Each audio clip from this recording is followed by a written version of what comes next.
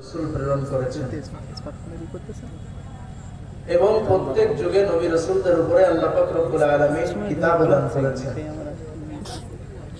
ঠিক আমরা আখিরি জামানার পয়গম্বর জনাব মুহাম্মদুর রাসূলুল্লাহ সাল্লাল্লাহু আলাইহি ওয়াসাল্লামের উম্মতদের জন্য আল্লাহ পাক রব্বুল আলামিন আখিরি জামানার নবী জনাব মুহাম্মদুর রাসূলুল্লাহ সাল্লাল্লাহু আলাইহি ওয়াসাল্লামের উপরে একটা কিতাব নাযিল করেছেন। সেই কিতাবটা হলো কোরআন। আল্লাহ পাক রব্বুল আলামিন কোরআনুল কারীম নাযিল করে নবী আকরাম সাল্লাল্লাহু আলাইহি ওয়াসাল্লামকে আদেশ দিয়েছেন যে এই কোরআনুল কারীম যা তোমার উপরে নাযিল করা হয়েছে তা পাঠ করো এবং নামাজ প্রতিষ্ঠা করো। কারণ এই কোরআনুল কারীম আল্লাহ পাক রব্বুল আলামিন বেশি বেশি পরিমাণে তেলাওয়াত করার আদেশ এজন্য দিয়েছেন। আল্লামা গাজী বাইজাবি রাহিমাহুল্লাহ তিনি বলেন এই কোরআনুল কারীম পাঠের দ্বারাই আল্লাহ পাক রব্বুল আলামিনের নৈকট্য অর্জন করা সম্ভব। যদি কেউ আল্লাহ পাক রব্বুল আলামিনের নৈকট্য অর্জন করতে চায় তাহলে তার জন্য উচিত হলো কোরআনুল কারীম বেশি বেশি পরিমাণে তেলাওয়াত করা।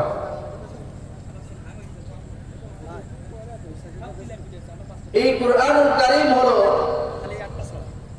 আল্লাহ পাক রব্বুল আলামিনকে সহজ কাছে পাওয়ার একটা সহজ উপায়। সহজে আল্লাহ পাক রব্বুল আলামিনকে কাছে পাওয়া যায় এই কোরআনুল কারীমের দ্বারা। ইমাম আহমদ রাহমাতুল্লাহি আলাইহি একদিন রাতের বেলা স্বপ্নের মধ্যে আল্লাহ পাক রব্বুল আলামিনের দিদার লাভ করেছেন। তো স্বপ্নের মধ্যে আল্লাহ পাক রব্বুল আলামিনের সাথে যখন দিদার হয়েছে তখন আল্লাহ পাক রব্বুল আলামিনের কাছে আবেদন করলেন, রব্বে কারীম, যদি আপনাকে কাছে পেতে চাই তাহলে এই কাছে পাওয়ার জন্য সবথেকে সহজ উপায় কোনটা? তখন আল্লাহ পাক রব্বুল আলামিন বলেন, বেশি বেশি পরিমাণে কোরআনুল কারীম তেলাওয়াত করো। আহমদ রাহমাতুল্লাহি আলাইহি বলেন, আমি পরবর্তীতে জিজ্ঞাসা করলাম যে এই তেলাওয়াতের মাধ্যমে আপনাকে কাছে পাওয়া যাবে সহজে, ওই তেলাওয়াতটা কেমন তেলাওয়াত হবে? বুঝে তেলাওয়াত হবে নাকি না বুঝে তেলাওয়াত হবে? আল্লাহ পাক রব্বুল আলামিন বলেন, বুঝে পড়ো আর না বুঝে পড়ো উভয় সূরাতেই কোরআনুল কারীম বেশি বেশি পরিমাণ তেলাওয়াতের দ্বারা আমি আল্লাহ তাআলাকে কাছে পাওয়া সহজ হয়ে যাবে।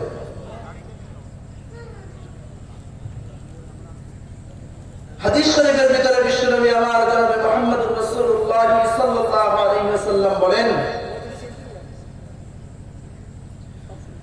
আবশিরু ফাইন্না হাযাল কুরআনা তারাফুহু বিয়াদিল্লাহি ওয়া তারাফুহু বিআইদিকুম তামাসসাকু বিহি ফাইন্নাকুম লান তাহলিকু আও লান তাদিল্লু বা'দাহু। বিশ্বনবী আমার জনাব মুহাম্মদুর রাসূলুল্লাহ সাল্লাল্লাহু আলাইহি ওয়াসাল্লাম বলেন, হে আমার উম্মতগণ, তোমরা কোরআনুল কারীমের ব্যাপারে সুসংবাদ গ্রহণ করো। যেই কোরআনুল কারীম আমার উপরে নাযিল করা হয়েছে, এই কোরআনুল কারীমের একটা প্রান্ত আল্লাহ পাক রব্বুল আলামিন নিজে হাতে ধরে রেখেছেন।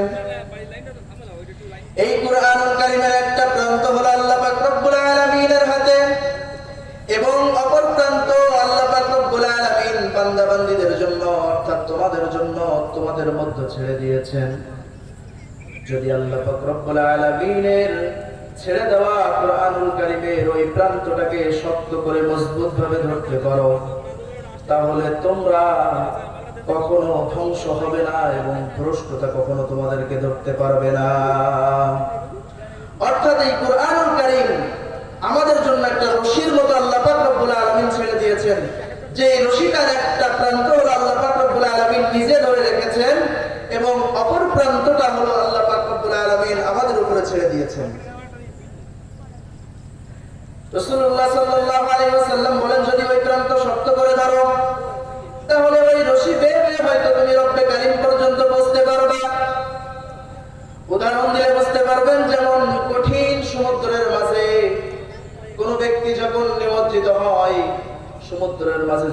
পতিত হয়, যখন সমুদ্রের নিচে তলদেশে তলায় যাওয়ার একটা উপক্রম হয়, তখন পার কিনারা থেকে পার থেকে কোনো একজন ব্যক্তি রশি ছুড়ে দিল।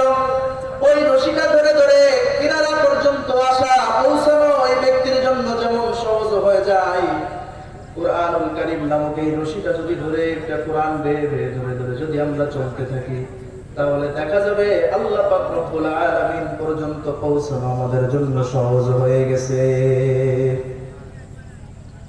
এই কুরআনুল কারীম যে আল্লাহ পাক রব্বুল আলামিনের রশি, আল্লাহ পাক রব্বুল আলামিন কুরআনুল কারীমের মধ্যে নিজেই জানায়া দিয়েছেন।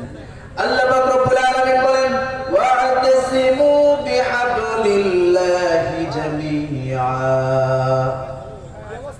আল্লাহ তাআলার রশিকে সকলে সুদৃঢ়ভাবে আঁকড়ে ধরো।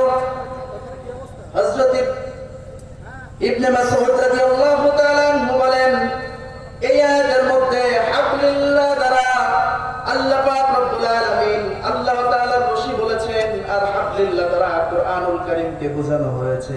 অর্থাৎ কুরআনুল কারীমকে শক্ত করে মজবুতভাবে যদি ধরতে পারো, তাহলে আল্লাহ পাক রব্বুল আলামিন পর্যন্ত পৌঁছানো সহজ হয়ে যাবে। সুবহানাল্লাহি ওয়া বিহামদিহি। ভাই আমার, বন্ধুরা আমার, এক সময় বাদশা রাজপ্রাসাদের ব্যালকনিতে বসে বসে প্রকৃতির হাওয়া খাইতেছে। এমন একটা সময়, সেই সময়ের সব থেকে বুজুর্গ ব্যক্তি ওই প্রাসাদের নিচ দিয়ে গমন করতেছে। এইটা বাদশার নজরে আসার পরে বাদশা ওই বুজুর্গ ব্যক্তিকে ডাক দিয়ে বলতেছেন, হযরত একটু প্রাসাদে উঠে আসেন, আপনার সাথে একান্ত কিছু কথা বলতে বড্ড মনে চায়। বাদশা উপর থেকে একটা সিঁড়ি নামায়া দিলেন। সিঁড়ি নামায়া দেওয়ার পরে ওই বুজুর্গ ব্যক্তি ওই সিঁড়িটা ধরে প্রাসাদের উপরে উঠে গিয়েছে। এখন বাদশা জিজ্ঞাসা করতেছেন, হযরত আপনার কাছে জানতে বড় ইচ্ছা করে, আপনি আল্লাহ পাক রব্বুল আলামিনের এত কাছে কিসের মাধ্যমে গিয়েছেন?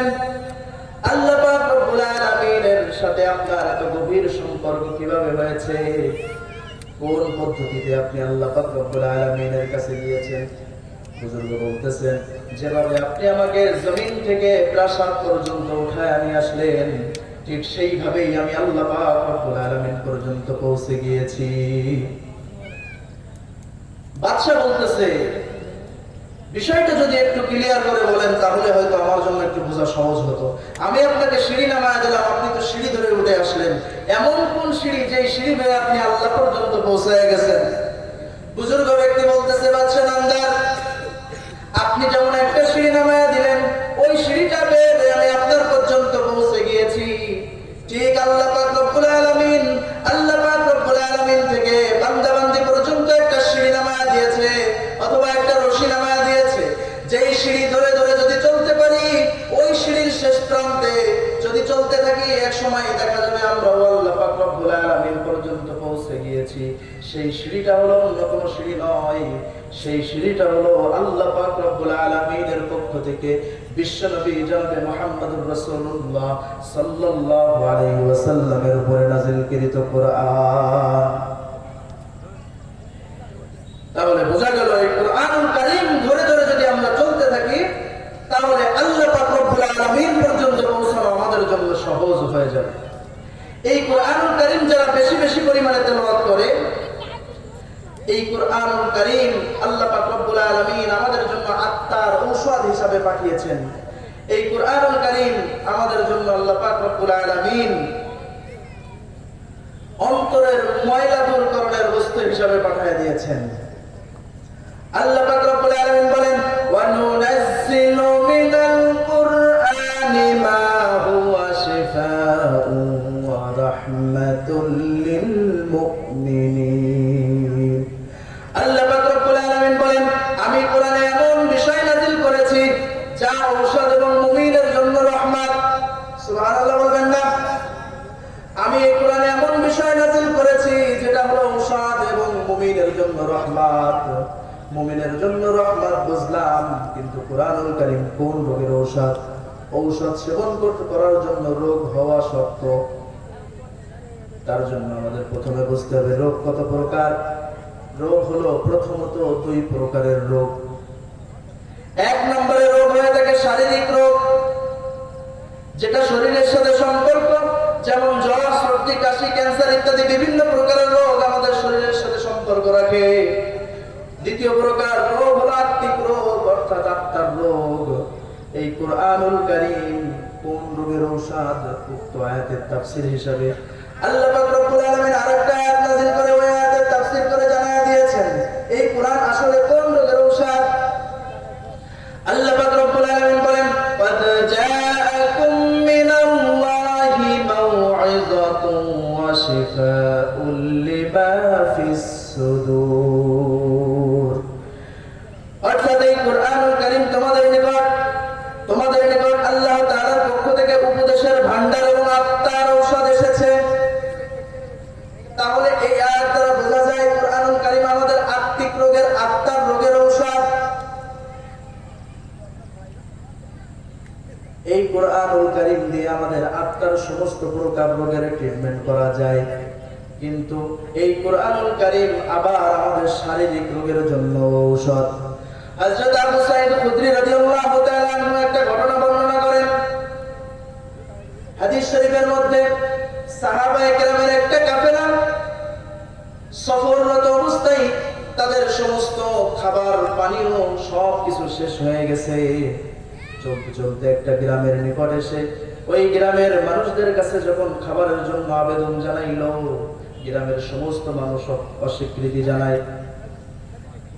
আল্লাহ পাক রব্বুল আলামিন কুরআনের মুবাল্লিগদের খাবার দিতে অস্বীকৃত জানানোর পরে আল্লাহ পাক রব্বুল আলামিন কুরআনের ক্ষমতা একটু দেখায় দিয়েছেন। ঘটনাক্রমে ওই গ্রামের প্রধানকে সাপে দংশন করেছেন। কোন ঝাড়ফুঁকে কাজ হয় না, মৃত্যু সামনে অপেক্ষা করতেছে, একবারে মৃত্যু সজ্জায় শায়িত হয়ে গেছে, সমস্ত ট্রিটমেন্ট ফেল, কিন্তু বিষ নামানো গেল না। তখন গ্রামের একজন হঠাৎ করে বলে উঠলো, ওই যে মাথায় পাগড়ি, মুখের মধ্যে দাড়ি একটা দল আমাদের গ্রাম থেকে একটু দূরে অবস্থান করতেছে, যাদেরকে আমরা খানা দেই নাই। তাদের কাছে একবার যদি খোঁজ নিয়ে দেখি তাদের মধ্যে কারোর চিকিৎসা জানা আছে কিনা। সবাই মিলে ওই সাহাবায়ে কেরামের কাফেলার কাছে গিয়ে বলতেছেন, হযরত, আমাদের গ্রামের প্রধানকে সাপে দংশন করেছে, মুমূর্ষু অবস্থায় পড়ে আছে, মৃত্যুবরণের অপেক্ষায় পড়ে আছে, গ্রাম প্রধানকে বাঁচানো খুব জরুরি। আপনাদের মধ্যে কারোর যদি এর চিকিৎসা জানা থাকে, যদি একটু চিকিৎসা করে দিতেন তাহলে আমাদের জন্য ভালো হতো। তারপর সাহাবায়ে কেরাম 100 ছাগলের বিনিময়ে চিকিৎসা করতে রাজি হয়ে গেলেন। গ্রাম প্রধানের কাছে গিয়ে 7 বার সূরা ফাতিহা তেলাওয়াত করে ফু দিয়ে দিলেন, সাথে সাথে সমস্ত বিষ নিবারণ হয়ে ওই ব্যক্তি সুস্থ হয়ে গেছে। বলেন সুবহানাল্লাহ। এরপর সাহাবায়ে কেরামের একটা গুণ ছিল, নতুন কিছু করলে সেটা রাসূল সাল্লাল্লাহু আলাইহি ওয়াসাল্লামের কাছে পেশ করতেন, যে হুজুর আমরা এই কাজটা করেছি, এটা করা যাবে কিনা। রাসূলুল্লাহ সাল্লাল্লাহু আলাইহি ওয়াসাল্লাম শুনে বললেন, এই কুরআনুল কারীম যেমন তোমাদের আত্মার রোগের জন্য শিফা, ঠিক তেমন তোমাদের শারীরিক রোগের জন্য কুরআনুল কারীম শিফা। এই যে পদ্ধতি তোমরা অবলম্বন করেছো এটা জায়েজ বলে রাসূলুল্লাহ সাল্লাল্লাহু আলাইহি ওয়াসাল্লাম স্বীকৃতি দিয়েছেন। ভাইরা আমার, বন্ধুরা আমার, এই কুরআনুল কারীমের সাথে মহব্বত রাখার কথা বলা হচ্ছে কেন? এই কুরআনুল কারীম পড়তে পারে না, শুধুমাত্র কুরআনুল কারীমের সাথে মহব্বত রাখার কারণে একজন মূর্খ ব্যক্তি কি পুরস্কার পেয়ে গেল, আল্লাহ পাক রব্বুল আলামিনের পক্ষ থেকে কি পুরস্কার পেয়ে গেল আমাদের একটু জানার দরকার আছে না নাই? ভারতের একটা ঘটনা, কোন এক বস্তিতে সমস্ত মানুষ ছিল মূর্খ, মুসলমান, কিন্তু দ্বীনের কোনো জ্ঞান তাদের মধ্যে ছিল না। একটা মানুষ মৃত্যুর পরে কিভাবে তার দাফন করে, কিভাবে তার জানাজা দিতে হয়, এটাও তারা বোঝে না। ওই বস্তির একটা ব্যক্তি মৃত্যুবরণ করেছে, তখন সবাই মিলে কোন রকম গোসল দিয়ে কাফন পরায়া অপেক্ষা করতেছে, কে জানাজা পড়ায়া দিবে, কে দাফনের ব্যবস্থা করে দেবে। আমরা দাফনের নিয়ম জানি না, কিভাবে কবরে লাশ রাখতে হয় সেটাও জানি না। সবাই মিলে পরামর্শ করে বলতেছে কি করা যায়। আমরা সবাই লাশটা নিয়ে রাস্তার পাশে অপেক্ষা করি, রাস্তার মধ্যে যদি কোনো হুজুর যাওয়া আসা করে আমরা তাকে ধরে তার মাধ্যমে জানাজা পড়ায় নেব, দাফন কার্য সম্পন্ন করে নেব। কিছুক্ষণ অপেক্ষা করার পরে দেখা গেল দূর থেকে বাইসাইকেলে একজন মাথায় টুপি মুখের মধ্যে দাঁড়িয়ে একজন ব্যক্তি আসতেছে। তাকে সবাই মিলে ধরে, লম্বা ঘটনা সংক্ষেপে বলতেছি, সবাই মিলে ধরে বলতেছে, হযরত আমরা জানি না কিভাবে জানাজা করতে হয়, কিভাবে দাফন করতে হয়, লাশ কিভাবে কবরের মধ্যে শয়ন করতে হয় আমরা জানি না। আপনি যদি একটু আমাদের জানাজা এবং দাফনের ব্যবস্থা করে দিতেন তাহলে আমাদের জন্য একটু ভালো হতো। ওই ব্যক্তি জানাজা পড়ায় দিয়েছেন, দাফন কার্য সম্পন্ন করায় দিয়া সরকারি চাকরিজীবী মানুষ ছিলেন। অফিসে গিয়ে দেখেন বুক পকেটের মধ্যে একটা জরুরি ডকুমেন্ট তার নাই। তখন মনে পড়লো আমি ওই কবরের মধ্যে লাশ রাখার সময় নিচু হয়েছিলাম, হয়তো ওখানে পড়ে গিয়েছে। উল্টো পথে খুঁজতে খুঁজতে ওই গ্রামের কাছে এসে এই কথা চিন্তা করে গ্রামের সমস্ত মানুষদেরকে ডাক দিয়ে বলতেছেন, ভাই আমার পরিবারের ইনকামের একমাত্র পথ হলো আমার চাকরি। আমার ওই কাগজপত্রগুলো যদি আমি না পাই তাহলে হয়তো আমার চাকরিটা আর বাঁচানো যাবে না। যদি আপনাদের কোনো সমস্যা না থাকে আমি কবরটা দ্বিতীয়বার খনন করে দেখতে চাই। আমার মনে সাক্ষী দিচ্ছে হয়তো ওই কবরের মধ্যে কাগজটি পড়ে গিয়েছে। তখন সবাই মিলে আবার ওই কবর খনন করার পরে যখন কবর থেকে চাটাই সহ একটা বাঁশ টান দিয়েছে, সাথে সাথে গোটা এরিয়াটা বিভিন্ন প্রকার ফুলের সুগন্ধে, বিভিন্ন প্রকার ফুলের ঘ্রাণে পুরো এলাকাটা ছড়ায় গিয়েছে। এলাকার মানুষ সবার ভিতরে হাই হতাশ শুরু হয়ে গেছে, এই কেমন সুগন্ধ! জিন্দেগিতে অনেক ফুলের ঘ্রাণ শুনিয়েছি, কিন্তু এমন ঘ্রাণ জিন্দেগিতে কোনোদিন আমরা পাই নাই। লোকটি আল্লাহু আকবার বলে চিৎকার দিয়ে বলে, কবরের ভিতরে লক্ষ্য করো, আল্লাহ পাক রব্বুল আলামিন গোটা কবরটাকে ফুল দিয়ে সাজায়া ওই কাগজটাকে একটা কর্নারে রেখে দিয়েছেন, এবং ওই লাশের গায়ে যে কাফন ছিল সেই কাফন আর ওই লাশের গায়ে ছিল না। সুন্দর সুসজ্জিত পোশাকে ওই লাশটাকে কবরের মধ্যে শয়ন করানো ছিল, যার চতুর্দিকে গোটা কবরটাকে ফুল দিয়ে সাজানো। সুবহানাল্লাহ বলবেন না? তখন ওই ব্যক্তি বলতেছে, এই লোকটার পরিবারে কে আছে তার সাথে আমার একটু দেখা করা জরুরি। এই লোকটির পরিবারে কে আছে তার সাথে আমার একটু দেখা করা জরুরি। কেননা কোন আমলের কারণে আল্লাহ পাক রব্বুল আলামিন এই পুরস্কার দিয়েছেন সেই আমলটাও আমার করা দরকার। এরকম পুরস্কার সচক্ষে দেখার পরে সেই আমল করার জন্য মনের মধ্যে আগ্রহ জাগে না? ওই ব্যক্তি তখন ওই বৃদ্ধ ব্যক্তির, মৃত ব্যক্তির বাড়িতে গিয়ে, তার একটা মাত্র মেয়ে ছিল, মেয়েকে ডাক দিয়ে জিজ্ঞাসা করতেছে, মা তোমার আব্বা এমন কি আমল করতো যেই আমলের কারণে তোমার আব্বাকে আমরা দাফন করে গিয়েছি, এখনো 40 মিনিট হয় নাই, কিন্তু এর মধ্যে গোটা কবরটা ফুল দিয়ে সাজায়া দেওয়া হয়েছে। মেয়েটি বলতেছে, হুজুর আমাদের গ্রামের সবাই মূর্খ, তেমন কোনো আমল আমরা করতে পারি না। আমার আব্বার তেমন কোনো আমল ছিল না। আমার আব্বা কৃষক মানুষ ছিলেন। যখন ক্ষেত খামার থেকে কাজ করে বাসায় ফিরতেন, সন্ধ্যার সময় হাত পাও ভালো করে ধুয়ে আমাদের বাসার তক্তার উপরে একটা কালো কাপড় দিয়ে মোড়ানো বই আছে। জানি না ওই বইটার মধ্যে কি লেখা, আব্বাও জানে না কোনো লেখাপড়া, কিন্তু আমি দেখতাম আব্বা ওই বইটা পেড়ে প্রত্যেকটা লাইনের উপরে হাত বুলাইতেন আর দুইটা চোখের পানি ছেড়ে দিয়ে কান্না করতেন এবং বলতেন, এ भी मेरे मौला का फरमान, ये भी सच कहा, ये भी मेरा मौला का फरमान, ये भी सच कहा। এটা আমার আল্লাহ তাআলার পক্ষ থেকে আল্লাহ পাক রব্বুল আলামিনের ফরমান, এ যা বলে সত্য কথা বলে। তখন ওই ব্যক্তি বুঝতে পারলেন যে এই কোরআনুল কারীম পড়তে পারে না, তারপরে ওই চেষ্টার কারণে আল্লাহ পাক রব্বুল আলামিন এই পুরস্কার দান করেছেন। সুবহানাল্লাহি ওয়া বিহামদিহি। যা কিছু শুনলাম আল্লাহ পাক রব্বুল আলামিন আমাদেরকে আমল করার তৌফিক দান করুন। আযানের জন্য ছোট্ট সময় একটু বিরতি নিচ্ছি।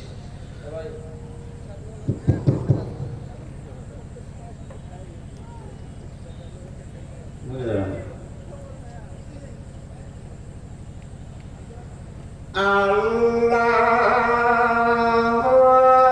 আকবার, আল্লাহু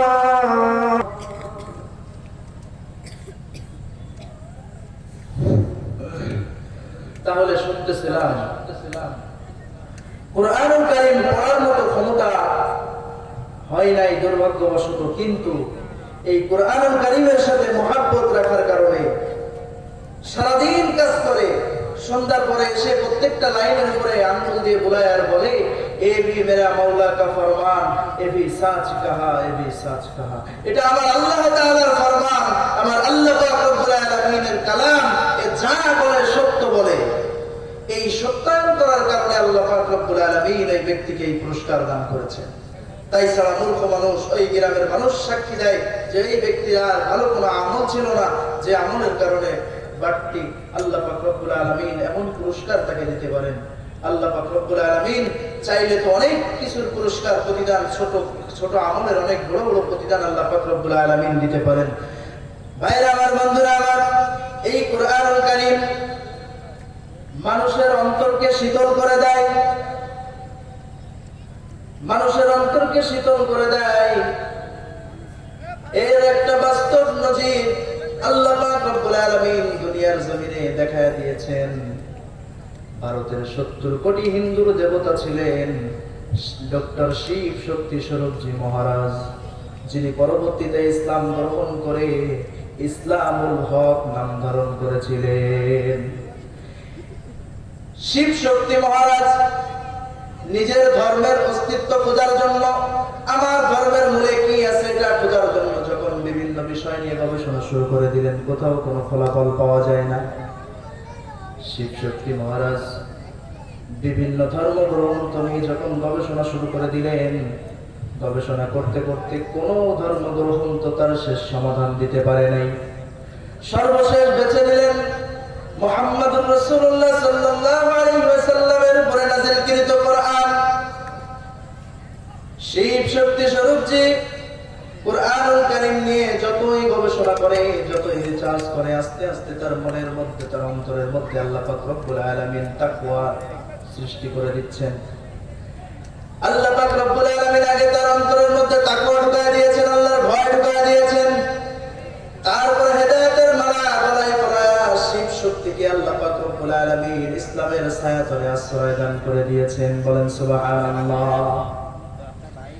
শিব শক্তি মহারাজ কোরআনুল কারীম নিয়ে রিসার্চ করতে করতে যখন আল্লাহ পাক রব্বুল আলামিনের পরিচয় লাভ করে ফেলাইছেন, তখন নামাজ পাতায়া, নামাজ বিছায়া স্ত্রীকে বলতেছে, স্ত্রী তুমি আজকে অন্য ঘরে ঘুমাও, মেয়েকে পাঠিয়ে দিছে অন্য ঘরে, আমি একান্তে কিছু সাধনা করতে চাই। 70 কোটি হিন্দু যাকে সিজদা করত, 70 কোটি হিন্দুর দেবতা ছিল যাকে ভগবান মানত, শিব শক্তি স্বরূপজি গবেষণা করে যখন আল্লাহর পরিচয় লাভ করে ফেলাইছেন, তখন স্ত্রী সন্তান থেকে আলাদা হয়ে নামাজের মধ্যে দাঁড়ায় দাঁড়ায় রব্বে কারীমকে ডেকে ডেকে বলে, রব্বুল আলামিন। মুসলমানদের দেখেছি এভাবে হাত বেঁধে দাঁড়িয়ে থাকতে, কি পড়তে হয় আমি জানি না, রুকুর মধ্যে গিয়ে বলতেছে এভাবে দেখেছি রুকু করতে, কিন্তু কি পড়তে হয় আমি জানি না। আমি 70 কোটি হিন্দুর দেবতা ছিলাম, আমি আমার ইজহারের মধ্যে, আমার ইলমের মধ্যে নাই, সিজদার মধ্যে ঢুকে মুসলমানরা কি পড়ে, ওইভাবে সিজদারত অবস্থায় ঘুমায় গেছেন। ঘুমের মধ্যে বিশ্বনবী আমার জনাবে মুহাম্মদুর রাসূলুল্লাহ সাল্লাল্লাহু আলাইহি ওয়াসাল্লাম এসে ডাক দিয়ে উঠাইছেন, শিব শক্তি ওঠো। মুহাম্মদুর রাসূলুল্লাহ সাল্লাল্লাহু আলাইহি ওয়াসাল্লাম শিব শক্তি স্বরূপজি মহারাজকে উঠায়া রাসূল আকরাম সাল্লাল্লাহু আলাইহি ওয়াসাল্লাম স্বপ্নের মধ্যে নিজের হাতে হাত দিয়ে কালেমা পড়ায়া মুসলমান বানায়া দিয়েছে।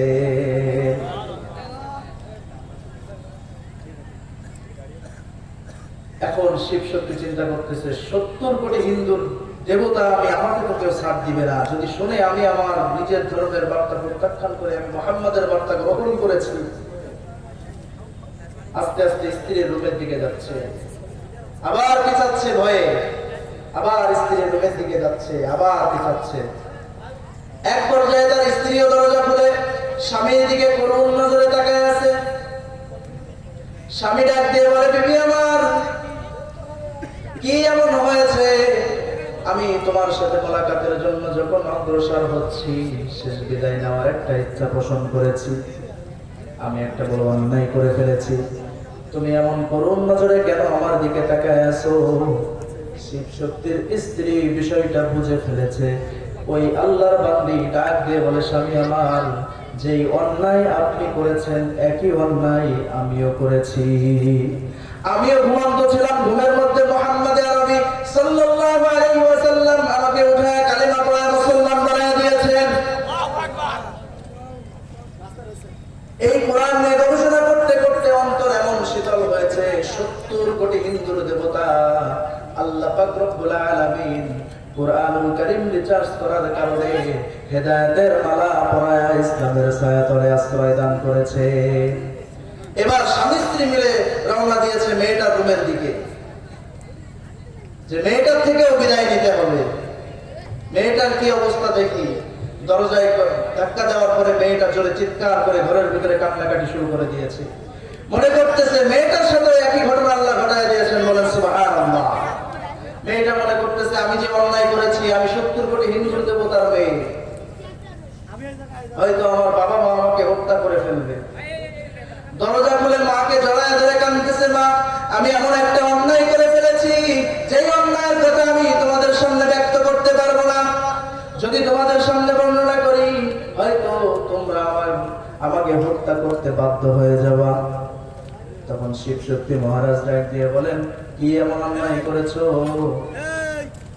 শিব শক্তি বলতেছে, যদি ঘর ছাড়তে হয়, যদি সয় সম্পত্তি সবকিছু ছাড়তে হয়, তাহলে একা ছাড়বো না। মেয়েটার কি ঘটনা ঘটেছে শিব শক্তি বুঝে ফেলাইছে। আমার সাথে যেই ঘটনা ঘটলো, আমার স্ত্রীর সাথেও সেই একই ঘটনা ঘটে গেল, নিশ্চয়ই আমার মেয়েটার সাথেও সেই ঘটনা ঘটে গিয়েছে। শিব শক্তি মহারাজ মেয়েটাকে জিজ্ঞাসা করার পরে মেয়েটা বলতেছে, পিতা আমার, রাতের বেলায় যখন ঘুমায় গেছি, ঘুমের পরে মুহাম্মদুর রাসূলুল্লাহ সাল্লাল্লাহু আলাইহি ওয়াসাল্লাম এসে আমাকে কালেমা পড়ায় মুসলমান বানায় দিয়েছে। আমি 70 কোটি হিন্দুর দেবতার মেয়ে হয়ে এমন কোনো অন্যায় নাই আমি করি নাই, কিন্তু আজকে আমি ইসলামের ছায়াতলে চলে এসেছি। চাইলে আপনারা আমাকে হত্যা করতে পারেন, কিন্তু আমার কিছু আসেও না যায়ও না, কেননা আমি বিশ্বনবীর হাতে হাত রেখে মুসলমান হয়েছি। যদি জীবনও চলে যায় তাহলে আমি ইসলামের উপরে অটল থাকবো, কেননা আমি সত্য ধর্মের সন্ধান পেয়ে গিয়েছি। আল্লাহ পাক রব্বুল আলামিন আমাকে সঠিক ধর্মের কোলে টেনে নিয়েছেন। এখন যদি আপনারা আমাকে হত্যাও করেন, আমাকে যদি আমার আত্মীয় স্বজন পরিবার থেকে বহিষ্কার করেন, আমার কোনো আপত্তি নাই। শিব শক্তি বলতেছেন, মা তুমি যেই অন্যায় করেছো, তোমার মা এবং আমি, আমরা তিনজনই একই অন্যায় করেছি। সুবহানাল্লাহ বলবেন না?